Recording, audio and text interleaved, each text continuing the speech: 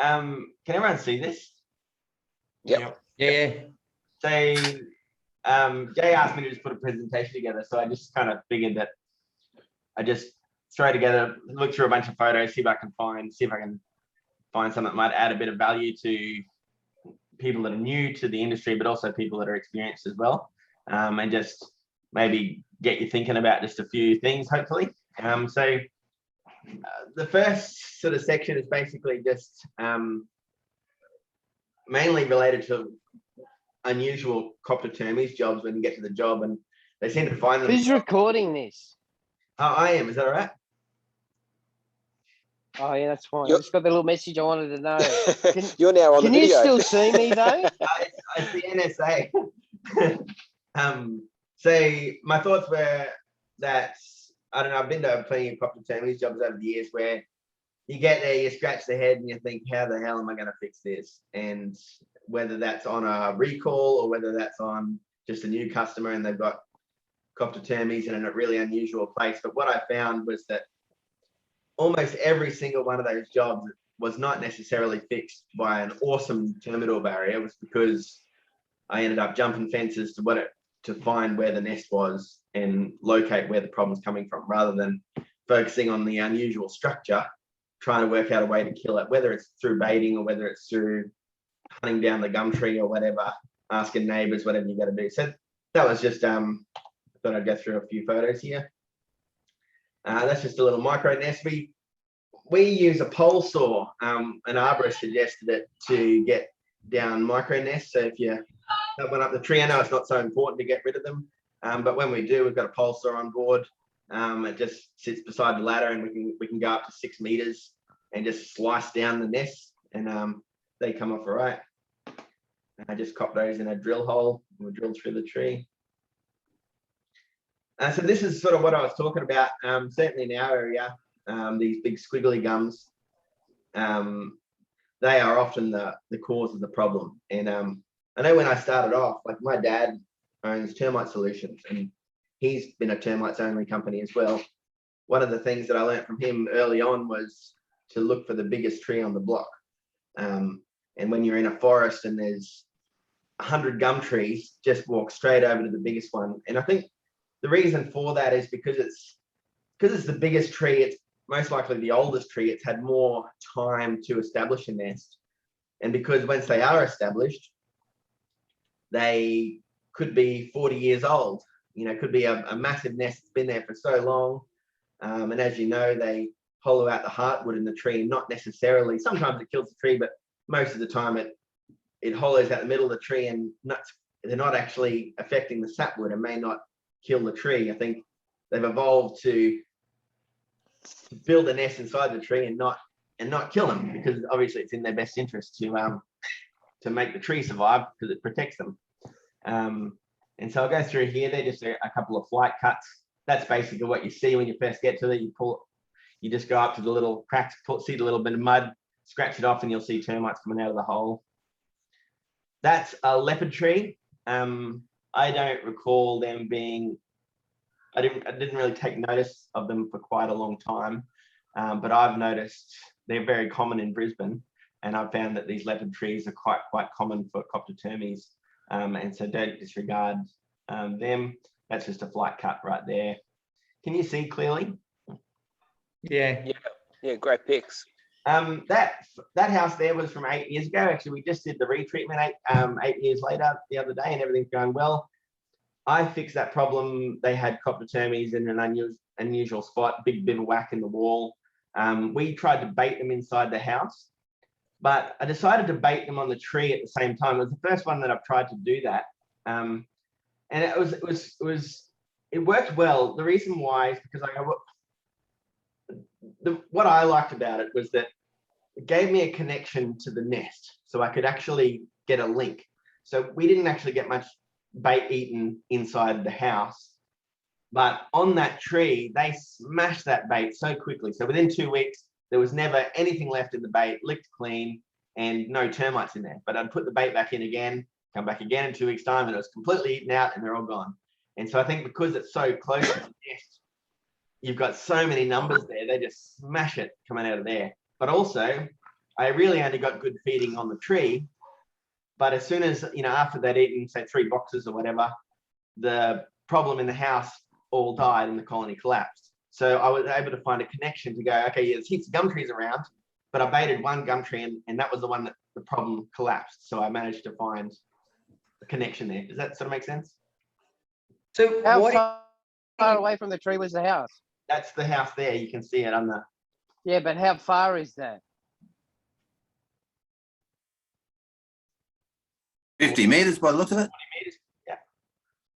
20, 50, 40. 40?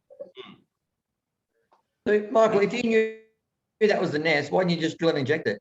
Well, I didn't know it was the nest. I knew Okay. I knew it was a nest. Yeah, but if you drill and inject it and killed that colony off, then Well, and then quite possibly. The result would have been quicker. Yeah, possibly, but I guess I was baiting inside. I mean, this was 8 years ago too, and I've, my thoughts are evolving as I'm sort of going.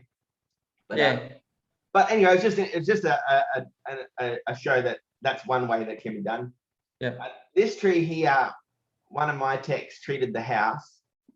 Okay, to start the story is this guy had his carport flattened by a tree about 10 years ago. And then 10 years later, this tree, 10 years later, we did a termite treatment on the house. My technician drilled the gum tree with the copdos in it. Obviously didn't have much success because 12 months later, this branch fell down and flattened his second carport. This wasn't the tree, this was just a branch. And there was termites eating that branch off, eating the base of the branch. So obviously the nest hadn't been sorted in that particular tree. I went and drilled that tree and I drilled like 6 holes in the thing and could not find a cavity anywhere. At the time, I was just playing around with tree climbing gear that I was just doing with a mate. And I got up about 2 meters and found the big nest high up in the tree. And so one, it sort of satisfied the customer to sort of say, see, there was no way we were going to get this normally by drilling it. But just an example that the nest isn't always right. Where, it's not always in a convenient location. Sometimes you got to drill a bit higher. Sometimes you got to drill a bit lower to get to where it is. Michael, can I ask a question? Yeah. You said that you found activity 2 meters up. Now, if you were like a normal pesty and drilled down within the first meter of the tree, and you found a cavity and you injected it, would you expect to get transference from that? I would. I don't think. Yeah. I guess there's no way to really tell, but I'd be pretty confident that's. But when you drill and injected, there was down low. There was no cavity, nothing to. Nah. So if you injected anything, do you think you got any transference or not?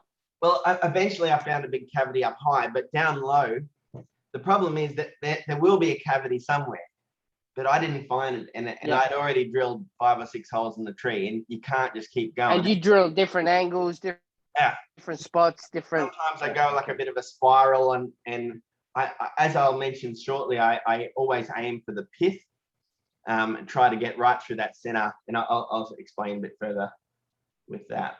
Yeah. All right, go. This particular one, I've treated the tree. I've had a couple of examples, like we've treated a lot of trees. I've had a couple of examples over the years, only 2 that I can think of where the trees actually died. One of them was extremely unhealthy tree, and you could walk underneath the tree at the time, but 12 months later it had completely died. We just basically treated the soil around the base of it. But we did have a silky oak tree, which was relatively healthy, except for the fact that it had a big copto nest in it. And we treated it, sealed the hole. 1 or 2 years later, the tree died. And, we weren't, I consulted with an arborist and he sort of said, look, sometimes silky oak trees just die, you go through droughts and all sorts of things. And, we see them dropping off all the time for no reason. So, but if you got this big, massive tree, which someone either might be attached to, or it's going to cost a fortune to get rid of, when you're treating these things, I think you got to be very delicate with them and not just drill holes like crazy. Only, it's got to be educated. You've got to calculated at trying to focus on the nest alone and not causing unnecessary damage to the tree. So anyway, they're just little flight cuts on the side of the tree. This is one we did, I've just done a few times recently. More just a bit of trial, I guess. I just paid extra for the foam. We just used 1 can of foam in the tree, and it works quite well. Did it work? Yeah, no, well, I haven't been back to check it, but I drilled down low and it was coming up with white cuts, maybe 600, 800 mil higher. It was expanding a lot. Wow.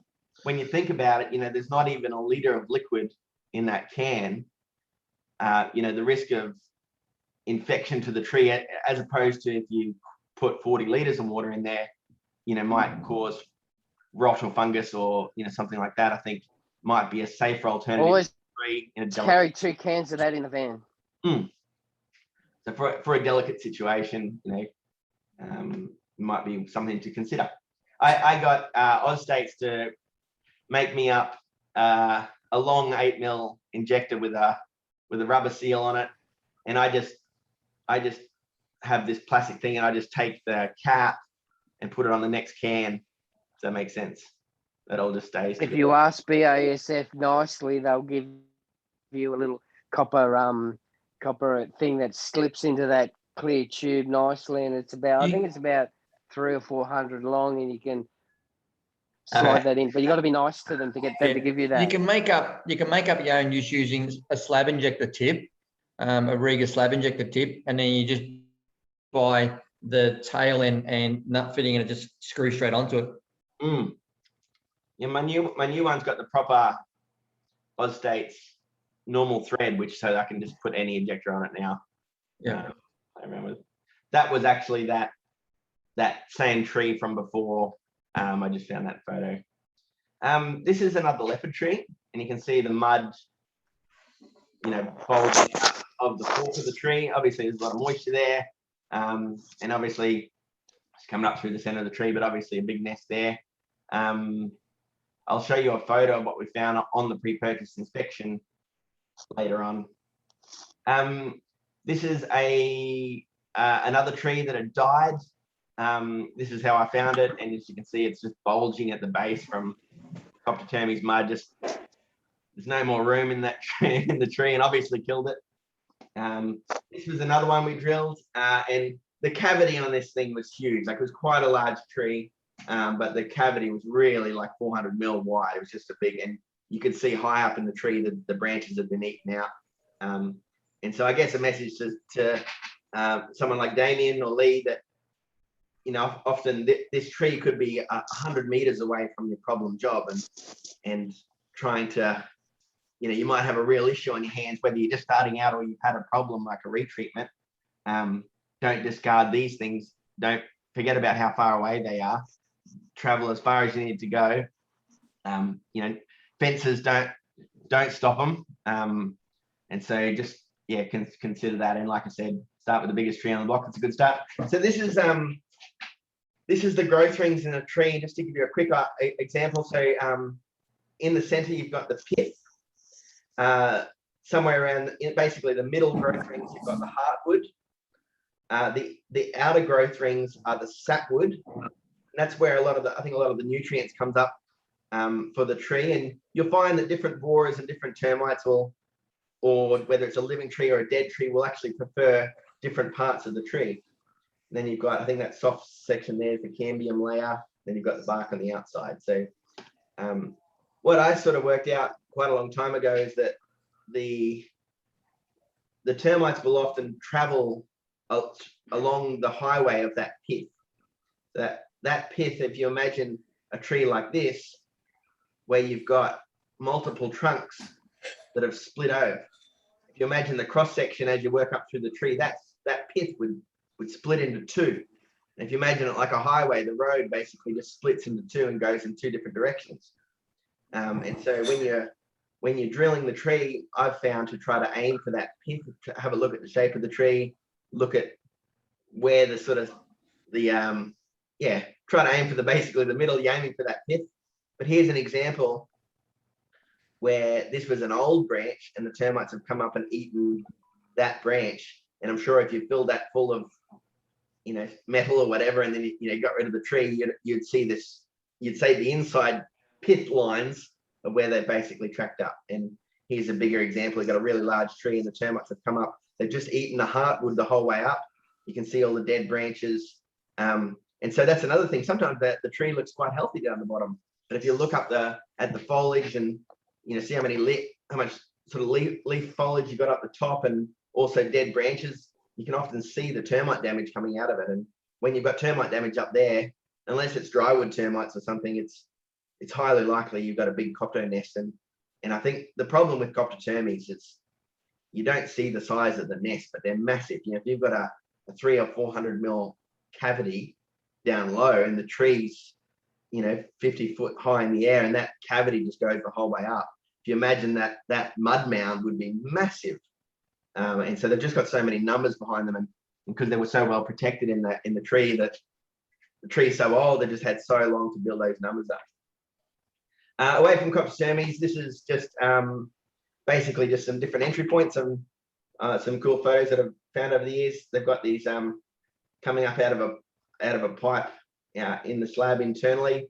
To be honest, I don't really remember this job or what we did to get around it, but you can either somehow get some chemical injection around underneath that, or you could consider protector coat or term seal or something around that joint.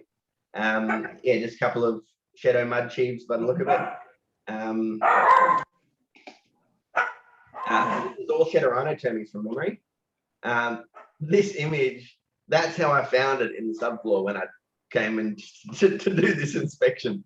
So you can see somebody's tried to, the main bearer's gone, and they've supported it with a steel beam. And you look at the several mud, can you see my cursor? Yeah. Yep. You got one mud lead there, big mud lead there, big mud lead there, big one in the corner, just totally smashing this stuff. Another few mud leads there. That's just an example of the ant cap not working, whether it's rusted or whether the nail hole or whether they just built around it. But you come up through the middle of the timber post, and sometimes that's where the nest is.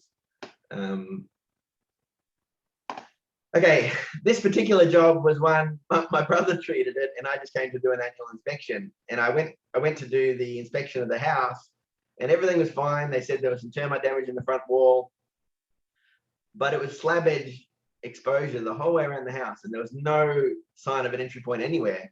And I don't know, like, it fixed the problem. I think it might have been a couple of years later after the treatment, everything was fine. But I was just blown away that where did they actually get in? And I ended up just getting a Stanley knife and just cutting a little bit of this conduit, and you can see the mud lead coming up through the pipe. The Termite treatment still fixed the problem. But obviously, you imagine how many jobs would you not look in those areas where they could potentially come up and get you. I wanted to do a talk on patio voids, because I can't stress enough on the risk of patios. But I couldn't find a lot of photos on it. But here's an example where you've got a patio. The outside slab's actually quite high there. If you imagine it's sort of like a front door entry coming into that. That was actually all filled with soil and rubbish and probably bits of timber, I think. But they were coming up out of there. So if you imagine from the outside, completely sealed, it's the shortest distance between the ground and the timber. And they tend to take the shortest route in. The other option is sometimes these patios are like suspended slabs, and to suspend the slab, they've got corrugated iron holding up the slab, and it's just a big empty void. And there's often lots of rubbish timber from when they from the original build, and that is a common place where they actually build a nest. And if they don't build a nest, they might have been coming from somewhere else, but they often go through that patio to get in. And so that's just an example of that. Like I said, I didn't find a lot of patio photos to show you, but just another entry point there. This is a cool one. This is the old front steps that was built over after the extension, and the termite mud lead coming up the front stairs. This is quite a large entry point. Coming up steel posts, coming up the outside. This is one of Dad's jobs. Dad did the inspection, couldn't work out where they were coming in, and he ended up doing another loop around the house again and worked out the termites had come up through this steel stringer and that must have come through a rust hole there. You know, personally, I wouldn't have probably looked at that very hard if I walked past it, but you know, so you gotta watch out. Yeah, just a little stalagmite coming up here, and you can see that this is quite common.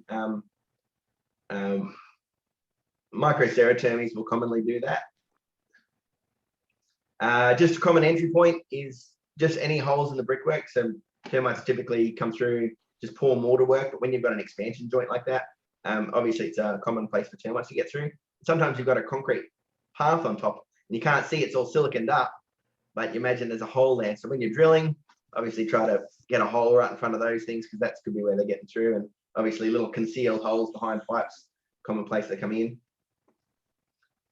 When I first started off, I was sort of warned about the waffle pod slabs, in that termites could potentially eat them out, build a nest underneath that, in that waffle pod, and cause issues that way. They have been quite a problem for me. I've had several retreatments on waffle pod slabs, and every single one, there's 5 of them that I can remember. It was heterotermes in every single one of them, and I'm not confident. Yeah, they're possibly nesting in a waffle pod slab, but I don't think that was so much the issue. I think when they're in these waffle pod slabs, you still got a slab on top of it, so unless the slab cracks, we'll get through. I just don't think that's the problem. Maybe there's something under the slab or little cardboard void formers or something that might attract them to the area, but I think the core root of the problem is that the difference between this slab and you know, standard sort of footing slab is that these sit a lot deeper in the ground. They're actually, the footings go, you know, often 400 mil deep. I'm assuming they're a lot deeper than these floating slabs are literally just sitting on the ground. When you dig down, sometimes you dig down 100 mil and you get to the bottom of the slab. It's no different to a concrete path. So I think when you've got a footing, it's just a little bit less likely for them to go underneath. Yeah, they certainly might, but I think these floating slabs, it's quite common to get termites underneath the slabs. And so where I've been having problems over the years is coming up through a lot of these houses about under slab sprays, or just a poor form of termite protection around the plumbing, and they're just coming up through the plumbing pipes. There's a couple of things that could contribute to that. I think when you've got every single one that I can remember out of those 5 that I said, every single one, the shower was leaking. So you've got showers leaking, a little bit of moisture is getting underneath the slab every day, or at least wetting the slab, and you're getting a little bit of water coming out underneath the slab, and it's not drying up, it's just getting stuck. And probably this little drop every day over years ends up being, you know, a 2-meter moisture big bubble underneath the ground, you know, just a big damp spot. And so when termites are underneath these slabs, they find it very easy to get attracted to those moisture little spots. So anyway, that was just sort of my point. Out at North Lakes, almost, yeah, heaps of the homes are all on floating slabs, and so many of them are coming up through the pipes. They've either had an under slab spray or poor protection, and so you've got to watch it. They've got all slab edge exposure around the whole house. You just got to, you know, and you go inside and there's termites in the bathroom, and you're thinking completely differently, because all of a sudden you're dealing with the problems coming under the slab, and you've got to try to find a way to protect that. So anyway, that's just my experience. Does anyone mind? And how would you Michael, sorry, just checking, how would you treat that scenario then if you had termites coming up from under a waffle pod slab? Yeah, so that's the problem you get thrown into, but you know, it is very difficult. Me and Jay have had this discussion before. I mean, we've certainly fixed a lot of them by drilling through the slab, but there's obviously risks in that. I mean, a lot of the time it's coming up through the shower pipe, through the shower slab. So drilling through the shower base is obviously not it's just going to compound the issue. Most of the time we end up resulting to chemical treatment in some way or another. And sometimes if the shower can be removed, then you can actually physically get in there, do some drilling, do some term seal, whatever you around the pipe. But when the bathroom's going to stay there, that's the problem. You know, you could, if the customer's not prepared to pull out the shower to get to the root of the problem, you're running a big risk. And I think it's important to to put it on them to sort of say, well, this is the right way to do it, but we're going to destroy your bathroom in doing it. And so, yeah, it's. Will you walk away, Michael? No, I wouldn't. Well, it depends on the customer. If I thought they're a problem customer, if I didn't like their attitude towards me, or you know what I mean, or they said the word guarantee 3 times, then I might recommend someone else. But Yeah, start backing up. yeah. And of course, but baiting. Have you found that Baiting. Oh. What's that, Joe? I was gonna say, have you ever found that the damp course or your moisture membrane under the waffle pods has been a problem? Like you drill through your slab, 50 mil, you drop, but you're actually in the void between the waffle and the plastic. Have you found that's been an issue?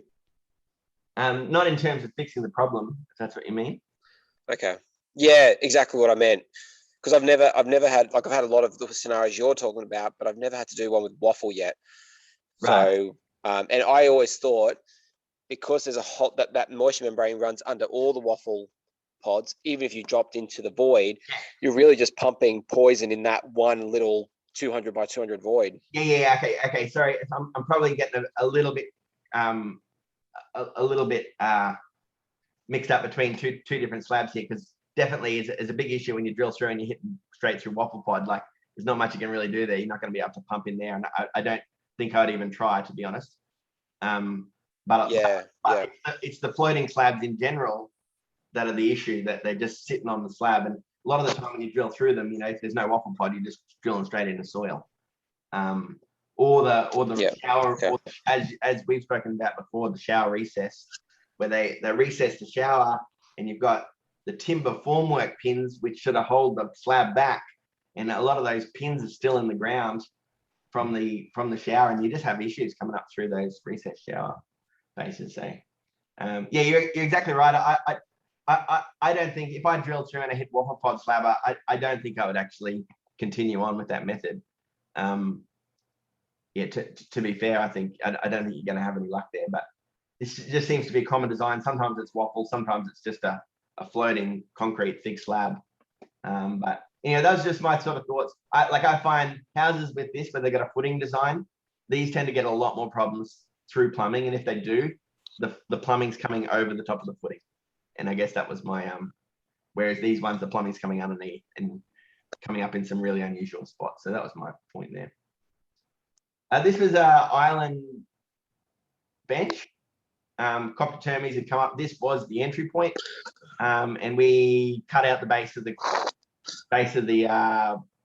kitchen vanity, and then just used term seal around there. We had an issue with this job, actually. We used the term seal, what's called sausage, and we put it around there, but it might have been a little bit too thick. But when we came back, it shrunk like anything, like heaps, like 25% shrunk, and there's cracks and things everywhere. So I ended up just doing term seal on purpose. Is that termy mesh in that? Yeah. Well, that didn't. Well, to be honest, I think this was in Springfield Lakes, and I think there's a rogue termy mesh installer out there, because we've seen this stuff all the time. Springfield Lakes coming up through plumbing. So I don't know what's going on there, but that was a tricky. Were they wrapping the termy mesh around the pipe? I think that's it there. Michael. Were they wrapping it around the pipe, or they were just running across it? I don't know. That's all you can see. I can see the termy mesh. I can see the insulation around the copper pipe. I don't think that's all part of it. That's what you mean. What the fuck have they done there? What's that black shit there, though? I think that's just stones. Aggregate? Yeah. What the fuck is going on there near the pipe?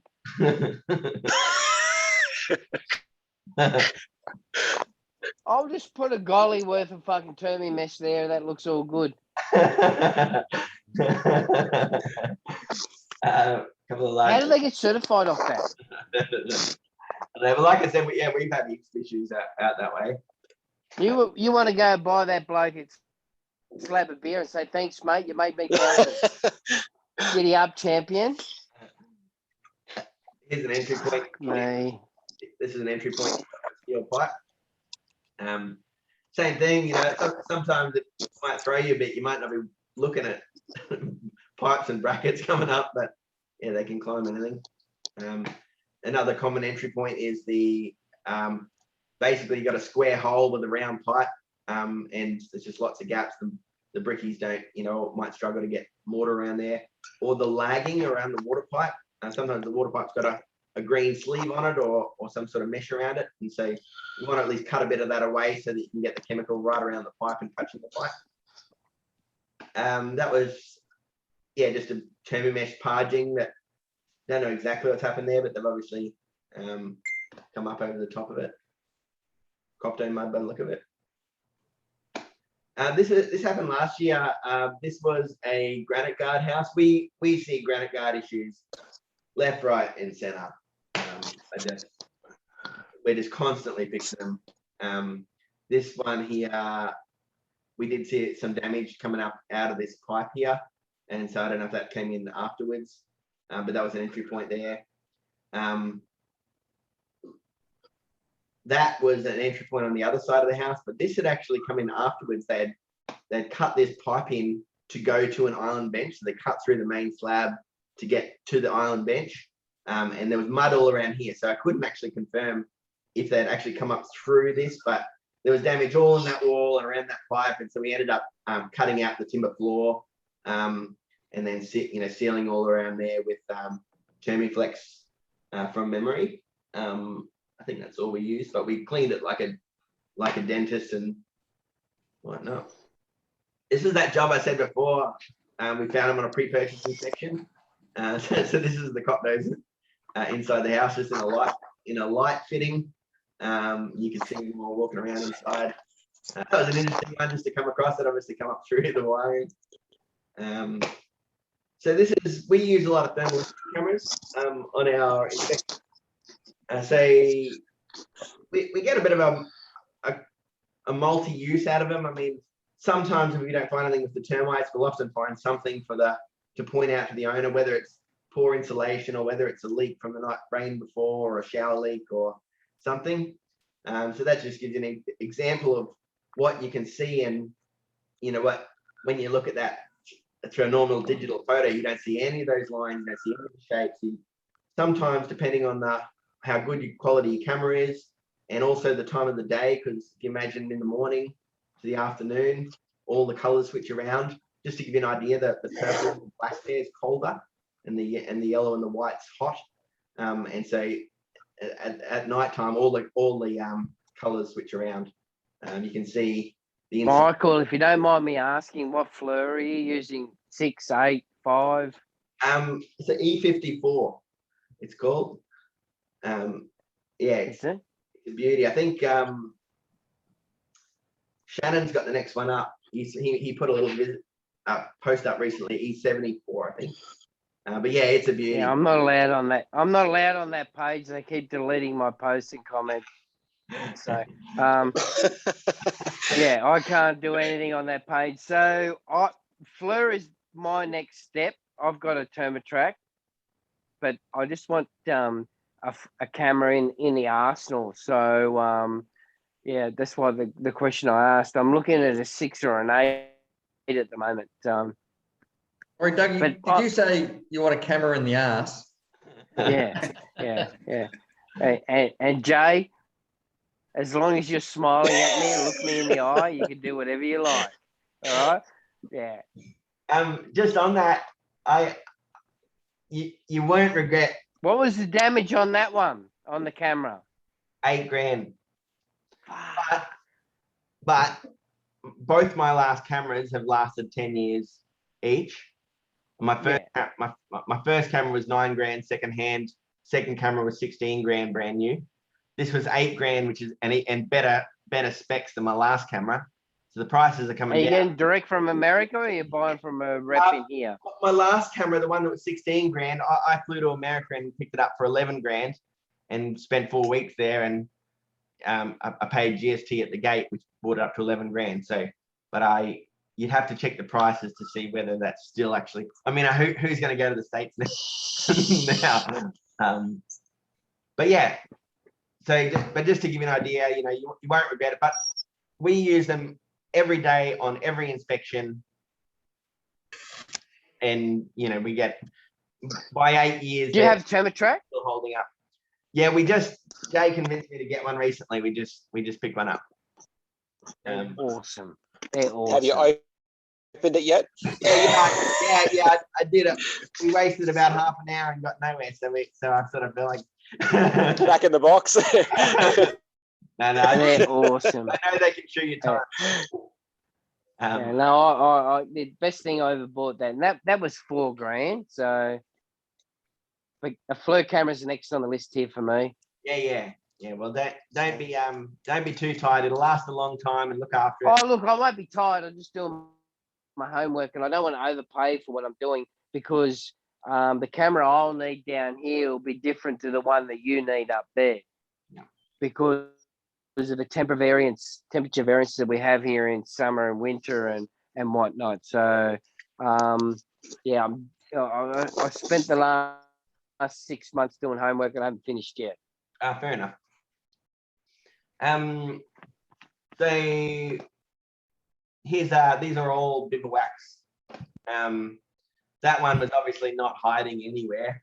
I was trying to get the digital photo side by side, but I just couldn't get it to work. So I just dragged them across like this. So that's a big bivouac. You can see, obviously, there's mud coming out of all the picture paintings and stuff. The wall has had it. But like something like that, you may not see that at all. Mud pack. This is in my dental clinic. Copto mud pack coming up the top there. That's probably the same photo, I think, from a different angle. And so we were baiting them, and then once we finally finished baiting, that hotspot cooled right down.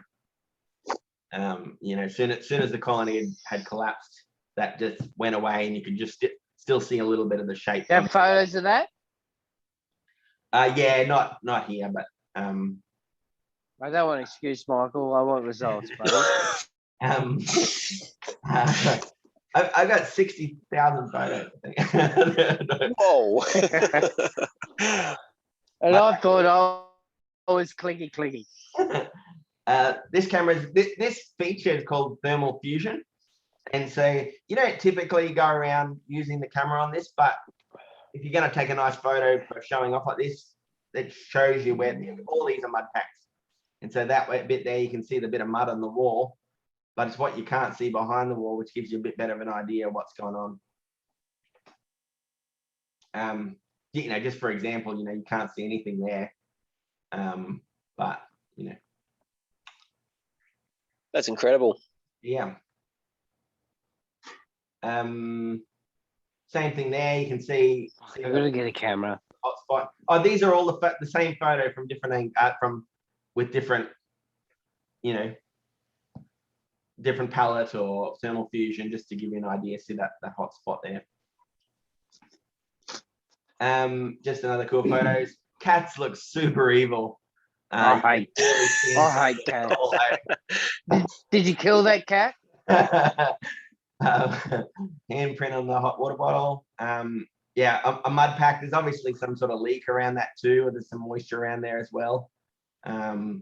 Just to give you an idea, and you just get some sense of what's behind the wall. Like if there's just a big blob of mud or something, you might have a bit better chance of finding it. And when you've got a cheaper camera that just doesn't have, you know, it all comes down to the specs, how many pixels. And if you just don't have the pixels, you're just not going to see the little details and the small bits of mud packing and stuff that you'd miss otherwise. I'll be talking to you, Michael. This is a yeah, sure. Big mud net up beside this lady's bed. You can hear some clicking in the noise and in the wall. Opto pack in a beam. Shedder termies will also create a hot spot sometimes, but not quite as common. It's usually coptos, and it's really good at finding micro nests as well. From memory, it's not always hot, like a hot spot, unless the wall's actually heated up with microcerotermes. but coptos, you get this real glow. And sometimes it's not just one mud pack, it's two. Sometimes it's quite common to get two big, significant cells in the house. Here you see the center of the heat from the center of that nest, but then you can see the colder, thick mudding around the outside of it. You see the shape behind the wall. Have a guess what this is.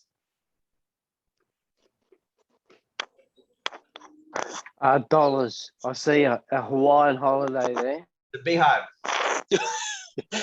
Oh, wow.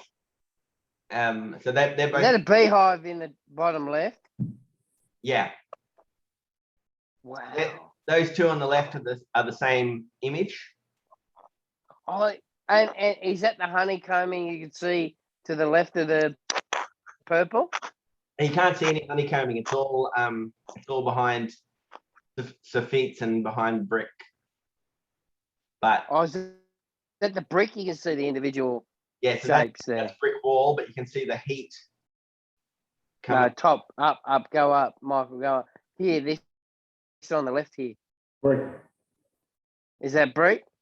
Yeah, it's the same photos. It's the same image, pretty much. Oh, Slightly different. You know what I mean? I'm pretty confident this was a snake. I didn't dig in to find out. The one up the photos on the right, but I don't know. I was right in the middle of Gumdale too, and there was heaps of gaps. And there was a snake under the house as well. Just a big, fairly abandoned house. So I'm sure that was a big python in the wall. More mud packs. These two in the bottom right-hand corner are mud packs underneath tiles. So you got a tiled floor. That whole thing's tile. You got two big hot spots you can see through the tiles. Michael, point to the right, the far right. Wait, I can't see because you got your little screen here. Where's the mud packs in that tile? Is that the dark blue? On the bottom right-hand photo, there's two big yellow spots. No, I can't see that because your picture's there. I can just see I can see it now. The I can see yellow it. there. You can move that picture. Yeah, sorry, I'm Right, mate.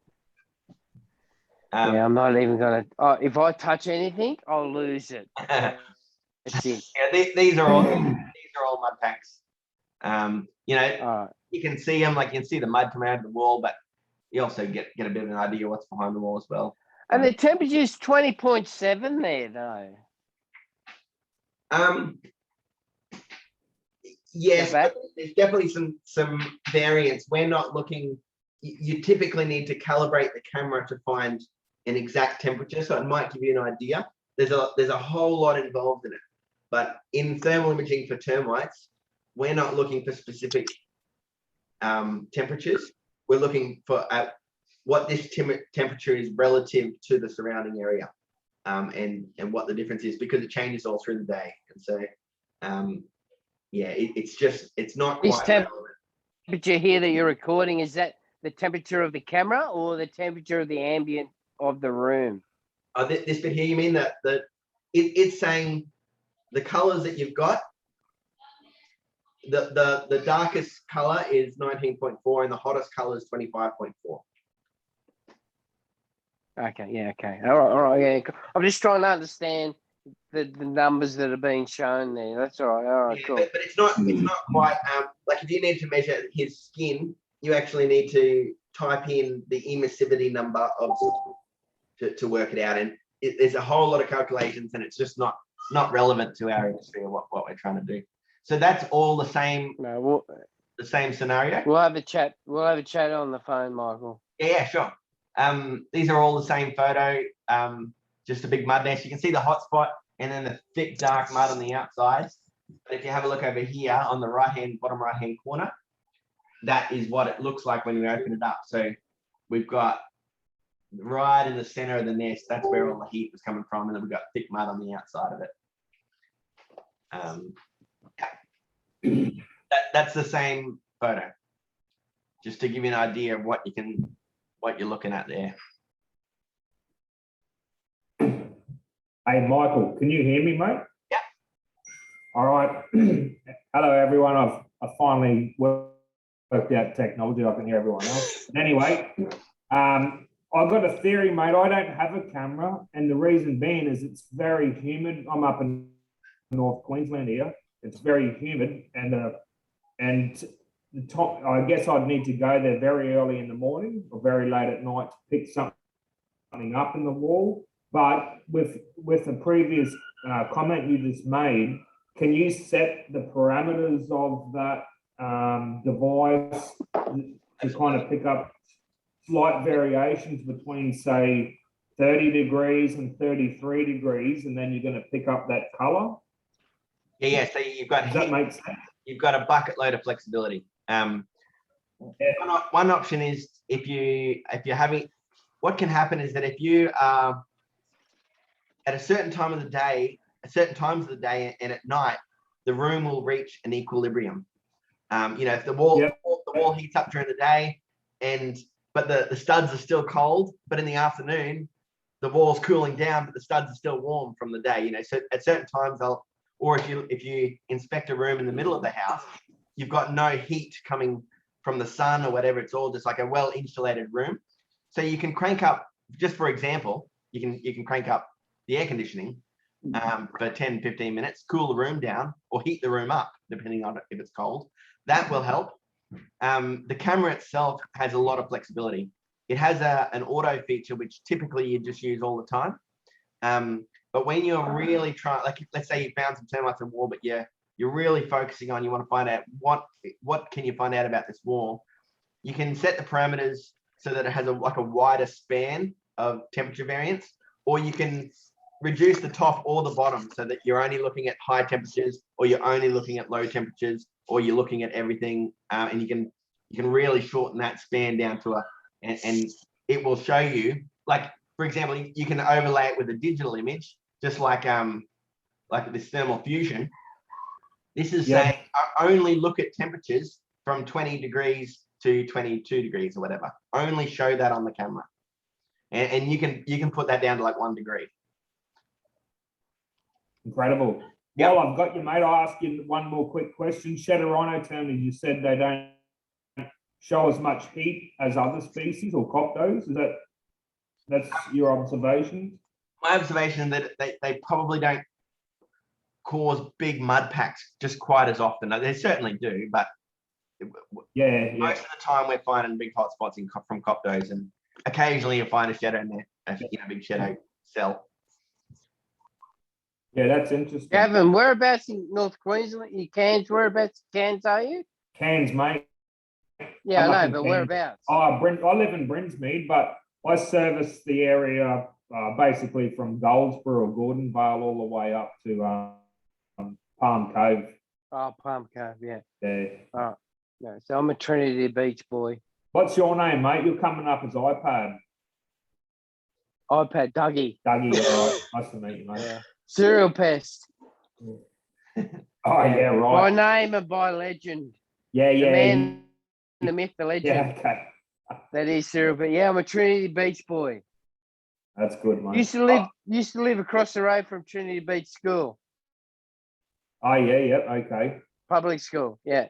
There's a duplex on the corner, white duplex. That's where I used to live. You having a pipe, Max, there, or are you on the tobacco, mate? Ice pipe. Ice. Bit of ice. Ice. Giddy up. Well, you man. vape Nothing now, like a bit eh? of meth, mate. Giddy up. Anyway, carry on, on the Michael. app, Gav. Sorry, mate. Sorry to interrupt, mate. Carry on. This would be good for your recording there, Michael. This top right-hand corner, it was Dad's house. Dad got into a habit of buying termite damaged houses and doing them up and renovating them. And I think this is one of the ones he regretted. But that was pretty toast. This was another one. I actually remember this was a 35 grand reno, this one. They included the bathroom and 2 or 3 bedrooms, but they stripped everything. And this is in a kitchen, mud pack. I don't actually remember this, but my guess is either the tile's fallen off or we found it with the thermal pack. There's a quick little story with this one down the bottom left-hand corner. I went to the house to quote this job. He said he'd had termites Is that you in the picture? No, that's my cousin Jai. I went Oh, to his he's house. got hair. Yeah, it's all right. He said 11 months before he had a big termite problem. And so he decided to pull out all the walls downstairs. So it was real basic. It was all just steel piers left. You can see where the old walls had come up and all the copno standing on the concrete. But there was no entry points. Everything was gone. But when I looked up, I could see active mud trails underneath the bathroom. And there's no entry point to the ground. So obviously what's happened is when we went upstairs, the termites were living in the hob between the shower. And I find this fascinating that you can literally have a shower every night for 9 months and not realize you get a big termite nest in the wall behind you. But obviously, when I spoke to him about it, he said that his daughter had a tendency to pick up water in a cup and pour it down the little gap. Those little holes. She just used to like doing it. And it was like literally just feeding the termites to sustain it. But yeah, that was interesting. They were just living alone there for 9 months. I've had some like professional photos done over the years. I'll probably get some more done too. This was actually, I did it after I used Termidor dust. It wasn't Termidor dry. This is Coptos. Just to give you an idea of how thorough coverage that dust is. You know, we just dust a bit around, but I don't know, you just don't get to see that close up very often. Yeah, just out of interest. Fantastic. The pseudotermes. That Shedorano termes, just a nymph. But I love that photo. It's just a good one. Shadows too. That's one of my favorites too, and this next one as well. Yeah, it took lots of. I think I've had 3 little photo shoots before. One lady actually, you know, they got the big white wall. Well, she created a real miniature one on a chair. Had this big curved white wall and big white flashes, and she was taking photos. And yeah, she came up with some good ones. And yeah, that's my truck. And then that's it. That's the end of the story. So, Very good, Michael. no worries. Well done. Michael, thank you very much for that because I